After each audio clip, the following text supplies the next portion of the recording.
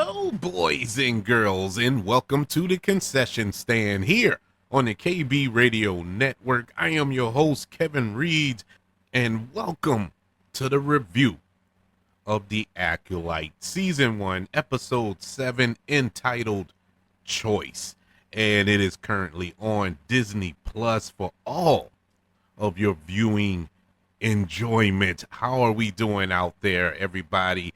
All you Star Wars fans who haven't yet abandoned this show. I know a lot of Star Wars fans have checked out, and rightfully so. I can understand why. I'm just, I'm the type of person, once I started, especially when it comes to TV shows, and I'm 4 or 5 episodes in, I'm like, well, I might as well see it through. It needs to be complete hot garbage before I'd say I could care less. And I've done a couple of shows like that where I've yet to see the season finales and all this here because I just couldn't take it no more. But I was interested to see how this show is going to wrap up. At least this season of The Acolyte is going to answer some unanswered questions that were still on the table. And we have went 6 episodes without getting one. Well, we got one. We found out who the master was 2 episodes ago. It feels like forever ago, but we finally got that answer. But all that did was raise up more questions. And so it's like, man, is this ever going to stop? But one of the biggest questions kind of stemmed from episode 3, I believe, when we had the flashback episode back on Brendock, where we got the quote-unquote origin story of Ausha and May and this witch coven who are force sensitive, or whatever they call it. I think the thread, but it's all the same thing. But the Jedi coming into play, being on the planet, and next thing you know, there's a fire. Next thing you know, all the witches are dead. Next thing you know, Ausha and May are there with Saul. Next thing you know, Saul only saves Ausha, and that's how the episode ends. So you're like, okay, that's an interesting episode, and it was one of the better episodes of this season. I really enjoyed that 3rd episode, and it went downhill from there for me. I just did not enjoy 4, 5, and 6, almost to the degree where I checked out. Almost to the degree I was in that same space that I was talking about a minute or so ago. But I said, no, it's got to be something there. It's got to be something there that can encourage me to continue to watch this show. And week after week, I was getting disappointed. And this was the final shot, to be honest with you. I know we have one more episode remaining after this one, which comes out next week, the season finale. But if this one wouldn't have landed for me, I could care less about that, about that season finale. But I can say I enjoyed this episode. I enjoyed it so much, I'm willing to say this was the best episode of the season, along with 3. Now, the reason it's up there with 3 is because it's the same episode. It's just from a different perspective. We're back on Brendock, and we're getting the story from the Jedi perspective, as opposed of the witches and Ausha and May that we got in the 3rd episode. And so we got it from both sides of the fence, so to speak. Now, both episodes are directed by the same individual, Koji Nada. I hope I'm saying his name right. And you could tell that they both were filmed at the same time by the same director and whatnot. But this, these 2 episodes, you put them together, this is great television. I love these 2 episodes. I loved this episode, and it gave me a little hope, but at the same time, it wasn't enough to save this show. Unfortunately, it just wasn't enough to save it. This show, well, I'll save it to the end of the review. Let's get into this episode. Well, I have a lot to say. I have a lot to say, but let's dive into this episode, Choice, episode 7, and we go back 16 years earlier to Brendock, and we get a question answered. Why were the Jedi on Brendock? Were they there to survey this coven, or stake out this coven, or whatever the case may be? That what was on my mind for the past month.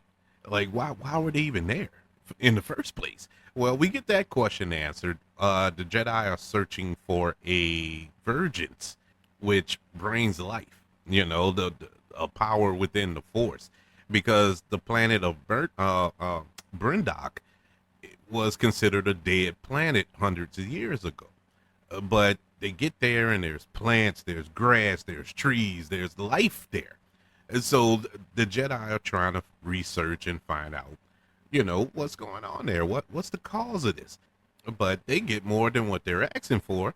When we get to the scene where from episode 3, where we see Ausha and May as children. They're playing, and well, not playing, but I guess having a tit for tat, using the Force in this forest, which they weren't allowed to go in, but they were there anyway.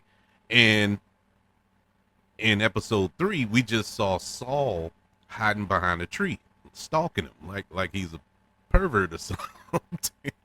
They left it so vague. They left it so vague.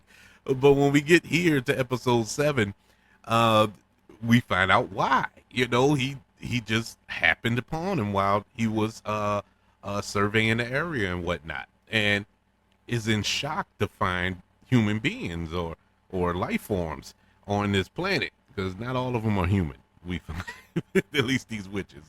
And so he follows them back to camp, and gets back to the group of the Jedi that we know, and try to convince the group to go save these girls. He found a connection with one of the girls, Ausha, of course. And so they go and meet up. We saw all that in episode 3, and they do the testing. We saw that in the previous episode as well, and to test their blood and whatnot. And we come to find out, at least the Jedi do, we found out earlier, that they were created. They didn't have the conventional way of making babies, not even a stalk. It was it was through this the Force, through the what they call it, midi-chlorians, the same thing that brought Anakin Skywalker into this world, or into this galaxy. And so it was weird for them. This is their first time seeing this, because they had the same everything. I mean, blood, metachlorian count, all that. Everything was the same, because they made the point to say even twins have subtle differences. Your average twins, they have differences. These don't. They're basically this one person split into two. A true yin and yang. They're like the saying, like they always say, we were born as two, or we are one but born as two. However they repeat it, but that's their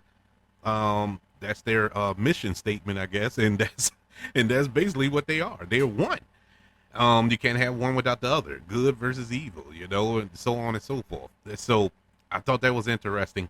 The testing, all the testing, the question marks of, and I'm gonna speed through it because, like I said, we went through most of this in episode 3. So one of the differences, or I shouldn't say differences, but the actual truth of what took place, we find out that Torben, who was the Padawan of Carrie-Ann Moss, Jedi character, he was a little idiot, and we know that with him, he's the one that took the poison willingly and died in episode 2. And he was willing to do this because he felt bad. And now I will say this, after watching this episode, I still don't see what he did. Well, I mean, why he had to do that. I know there's some guilt there, but guilt to the degree that he felt he deserved to die for what he did was kind of confusing. I'm gonna be honest with you. Maybe I need to watch the episode again to see exactly what did the Jedi do wrong here, because once again, a lot of question marks were raised about the Jedi and what part they played in the destruction of this planet and of this coven, and the lies being told. We know there was some mistruths there, but at the end of the day, not really. The Jedi didn't do anything wrong. Yes, they did cover up at the end. There was a cover up of sorts, but they did tell the truth. They just didn't tell all the truth, to the council. And so there's that. But as far as feeling all that guilt to the point where he felt he deserved to die, I was kind of let down by that, because I didn't see what the Jedi did to warrant that decision by him. But that's just me. I could be wrong. Once I think on it a little bit more, maybe I would change. But as it stands right now, I just don't feel that. We were hoping, and we being me, was hoping that when this episode was announced, that we get Cal Naka, the Wookiee Jedi, that we would see some Wookiee Jedi action. And when he died unceremoniously in, what was it, the 5th episode, I believe, I was hot. I'm not going to tell you a word of lie. I was so mad, I almost checked out the show then. I'm like, why would we introduce a Wookiee Jedi and just kill him off screen like that? It's stupid. I want to see him do something. He didn't do nothing. Well, just be patient, Reed. That's basically what what the showrunner said. We've got some Wookiee Jedi action in this episode, even though he was possessed by this witch coven, taking on Soul and Tarabin. And so we saw the results of that, how he got those scars on his face when we saw him older, 16 years later. Now we see how that happened. And that was with the fight with Kalnaka. And that was a good fight, real good Jedi battle. The other thing that kind of gave me pause here, right before that fight, we witnessed Saul murder. And I say murder, I use murder a little loose, but he did murder. It is what it is. He murders the mother, and she was about to go into this, I don't know what mode she was about to go into, but she was about to possess something, probably Talbin, but Saul ignited his lightsaber and impaled her. And it was like, okay. I get it. It looked like she was about to go into beast mode. But then she says, oh, Ausha was going to go with you. I was going to let her go with you. She chose you. And I'm like, okay, then why this? Why this? Why did you go? Why did you was about to turn into this killing machine all of a sudden? If you were just going to let her go. It made no sense. I didn't, that just didn't compute right with me. But it is what it is. And so, after all that, Carrie Ann Moss comes in. She manages to do a force exorcism on Kanaka and get that force demon out of him, I guess. I don't know whatever the case may be. Got his mind right. She tells him to go get the children, him being Saul, to go get the children. Now, here was the scene where I'm like, man, Saul. Now, I get it. Now, the episode is called Choice. And this is the moment where we get choice. Now, the whole episode is about choices to be made. This was a really good show for the most part. Like I said, it was some subtle things in here that I was like, but I like the setup of this episode. Here was the choice. You remember in episode 3 where you have Ausha on one side of this bridge that has a gap in it from all the destruction, and you have May on the other side of the bridge, other piece of the bridge, or half of the bridge. And all of a sudden, both of those bridges started to break and they were going to fall to their death. You have Saul standing on a cliff and he force holds both sides up. And as the bridge, it's like he's struggling to keep them up. And he has to make a choice. And he chooses Ausha. And he willingly now lets go of the bridge that had me. And catches Ausha. And I was like, whoa. You know, it's just Jedi. Jedi that I grew up on and watched all these years. I wouldn't have done that. You know, they wouldn't have, I don't think, at least I don't think so. You know, it just seems confusing. And the character of Saul, we have been led to believe for 7 episodes, even though there are some moments where it seems kind of sketchy. But for the most part, you believe that he is pure at heart, a true Jedi through and through. Wouldn't make this choice like that, you know, like that. It just felt weird. It felt like there could have been another way to save both of them. But I think he felt deep down that May was just, she was too far gone, you know, and I'm talking mentally, not as far as the bridge falling, but mentally, that she couldn't be saved or whatever. And so he just let her go. Now you can make that argument, and I probably wouldn't fight you on that, but it just seems weird. At the end of the day, or the end of this episode, I should say, while on the ship, you have Carrie Ann Moss, the other Jedi, Saul and Talbot and Kanaka, and Ausha, who is recovering, and they're talking. Well, Ausha was out, but the Jedi were talking, and Talbot is like, well, what are we going to tell the council? And Carrie Ann Moss is like, well, we're going to tell them the truth. You know, we're going to tell them the truth.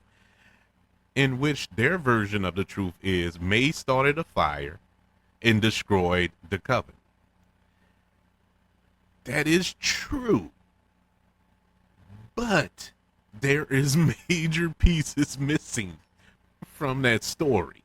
And now you can't really call them liars, but at the same time, they weren't fully transparent in their conclusion there. So it was just kind of messed up to cover it up. So that's their crime. That's truly their crime. They weren't 100% truthful. But overall, this was a good episode. It saved the show from being complete hot garbage. I'll give it that. But it didn't save the show from ridicule. You know, it wasn't enough to be like, oh, okay, now I'm on board. Because like I said, there's still a million questions to be answered.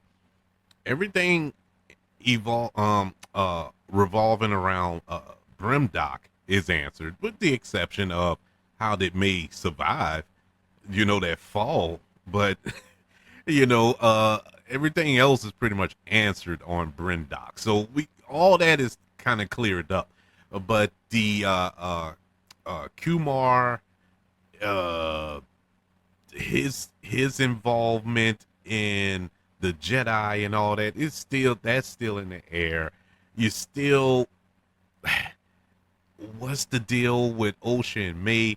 Is Ausha turning to the dark side now, and will May turn to the light now, and all that? I mean, what are they doing?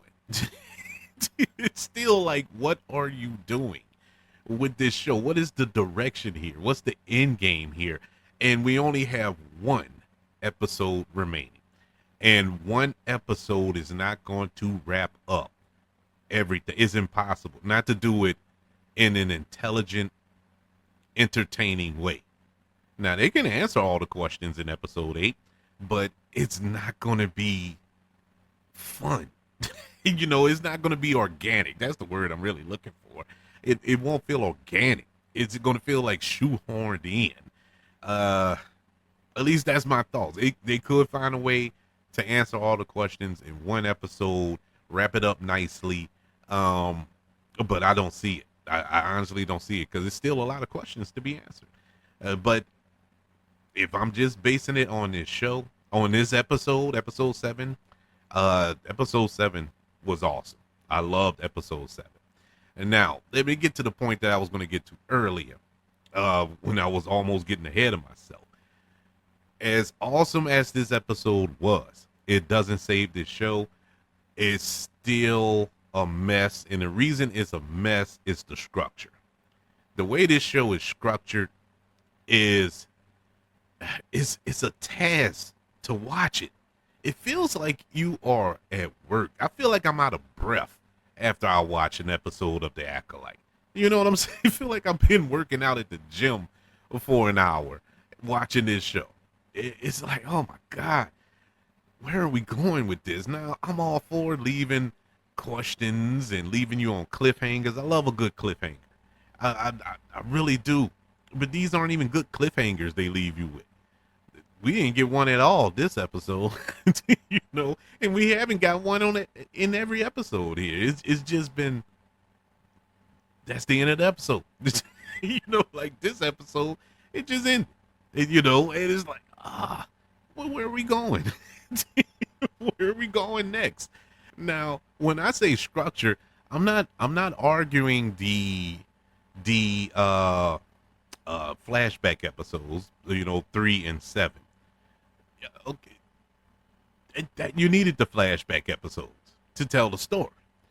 My problem was the way they were structured, the way they were laid out in the season. Why did we have to wait to the penultimate episode to get that question answered? Why do we have to wait to find out what happened on Brendock? Now, if that was the case, and in most shows they do this, you know, in movies too, you wait to the end to get the twist, and this is normally when you get the twist, the turn, in a movie or a TV show. But you set up that turn a month ago with this show, and in between these two episodes, you had gibberish. It felt like, you know, like filler in some instances, and you had a big reveal in the middle of these two episodes, but it was handled so bad. It was just the way this show has been structured. There's a good show here. There's even, dare I say, a great show here. This is a great idea. I love the the idea of a Jedi killer on the loose, and Jedi have to hunt him down. Sign me up. Take my money. Who wouldn't want to see that? That sounds exciting.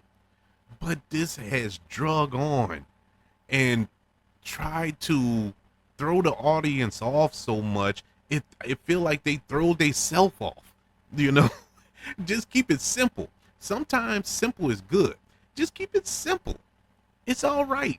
You don't have to make things too complicated, overcomplicate things, and now you beating your head against the wall to find out how are you going to wrap this up. How are you going to do this in a way that will be entertaining and make sense? Because as on the outside looking in, I don't see that happening next week. Now, I'm excited for next week because I want to see how this happens. I want to see how they wrap this up. Now, there have been rumors that there is a season 2 on the way. I find that hard to believe. Looking at the ratings of this season, it really done dipped. That's why I'm like, are you still hanging in there? Because a lot of people have checked out, and I think going forward with a season 2 is a big mistake. Now, if the story can only be told in 2 seasons, then you have no choice but to do it, I feel, because you got to wrap this up. You got to answer these questions. You can't just leave it hanging. But yeah, that's my beef. That's my little tirade about the Acolyte. I want to like it. I want to love it. But it's, it's like they go out their way not to make me want to love it. But I did love this episode. I will give the devil its due. That's my thoughts on episode 7 of the Acolyte season 1 choice.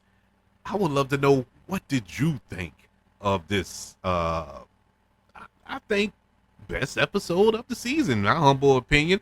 Or do you think this is still bad?